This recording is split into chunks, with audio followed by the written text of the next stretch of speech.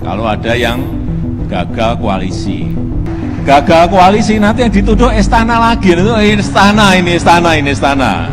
Tapi yang paling enak itu memang mengkambing hitamkan, menuduh presiden, istana, Jokowi paling enak itu.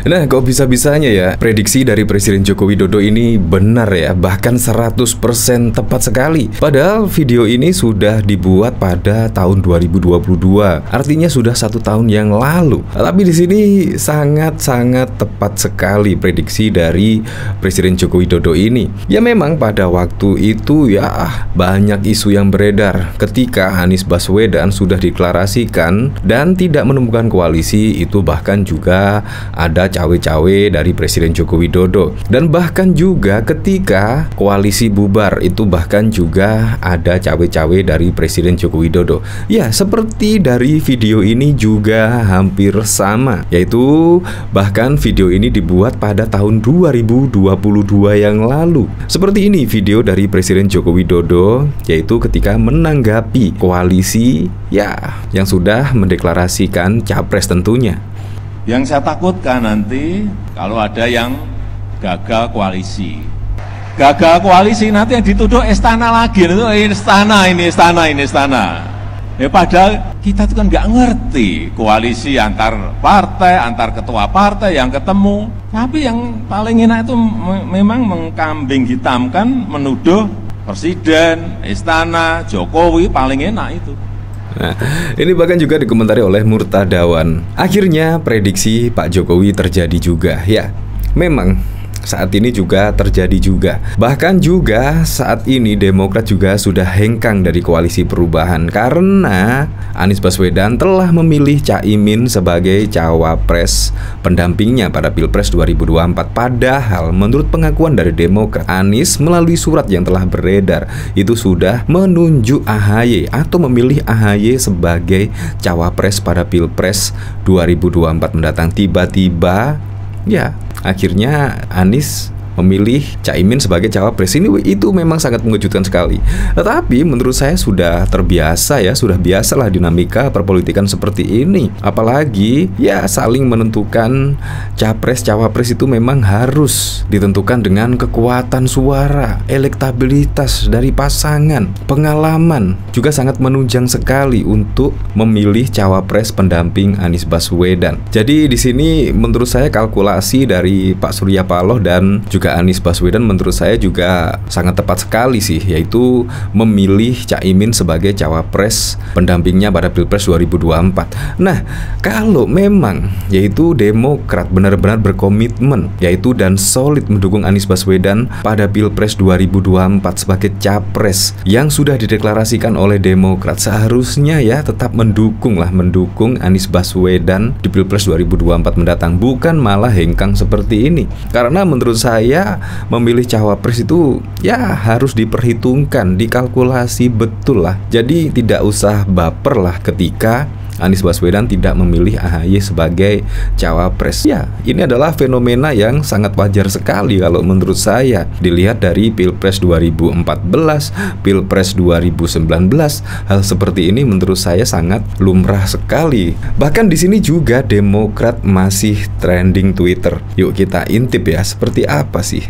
Nah, di sini bahkan dikomentari oleh Aki Tulalit. Anda mendidih Johnson, Anda dan seluruh karyawan CV Demokrat harus belajar ke Pak Jokowi. Bagaimana beliau bergeming menerima hinaan, cacian, bahkan fitnahan sebelum dan sepanjang menjadi Presiden Republik Indonesia. Dan catat, perlakuan buruk terhadap Presiden RI itu diantaranya banyak sekali berasal dari karyawan CV Demokrat. Bahkan yang terakhir terkait dilepehnya D. Agus oleh koalisi perubahan sempat-sempatnya negarawan kelas Cikeas yaitu SBY melempar kesalahan di istana.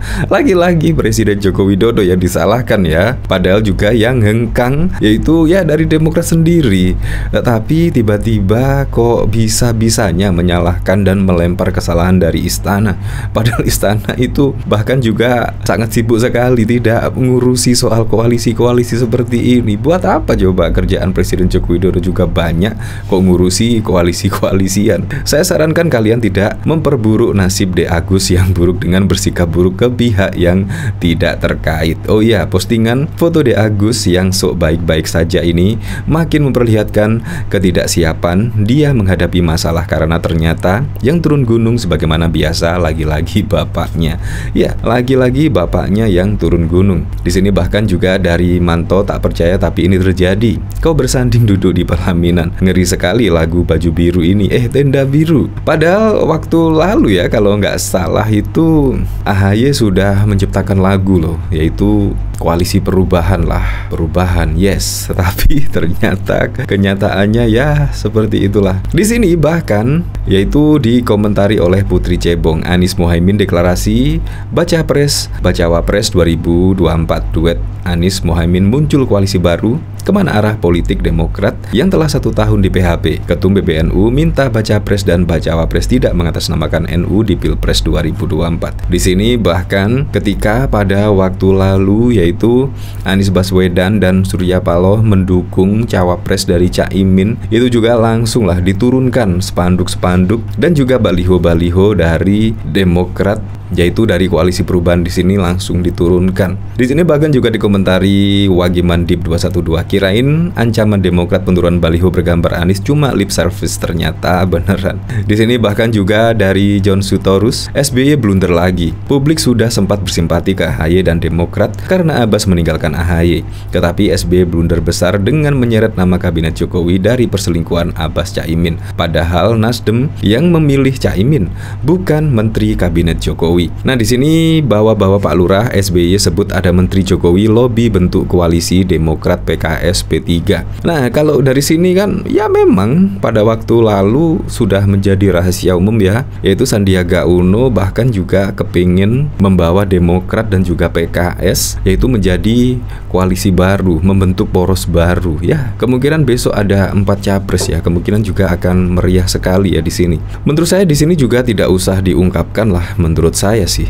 Tapi ya terserah sih. Di sini SBY kita memang ditelikung dan ditinggalkan. Jujur saya juga kecewa Pak atas kejadian ini. Saya ingin Anies AHY, tapi ada baiknya juga. Dengan kasus ini rakyat tadi jadi tahu kader-kader Demokrat hanya setengah hati dukung Anies. Dukung Anies karena ingin AHY jadi cawapres bukan demi rakyat. Ya seperti itulah. Padahal juga saat ini juga September ya, biasanya kan ya ada isu-isu PKI atau apa, tetapi di sini isu PKI tenggelam ya. Bahkan saat ini yang trending bahkan Demokrat, cawapres, Caimin, PT 20% terkait dengan Pilpres 2024. Wah, kemungkinan Pilpres 2024 semakin panas saja ya.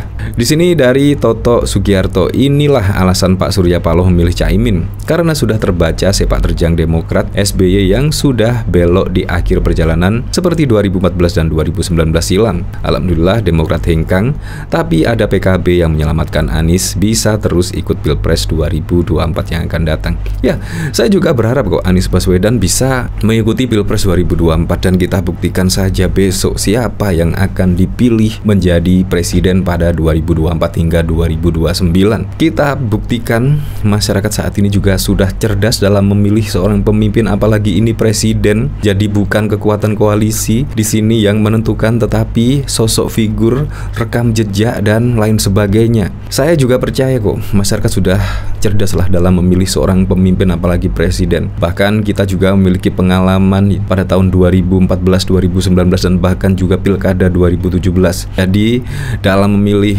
capres dan cawapres benar-benar harus dibuktikan lah rekam jejaknya, program-program kerjanya itu memang harus benar-benar lah dilihat. Semoga saja Pilpres 2024 berjalan dengan aman, berjalan dengan lancar dan yang paling penting berjalan dengan jujur dan juga adil.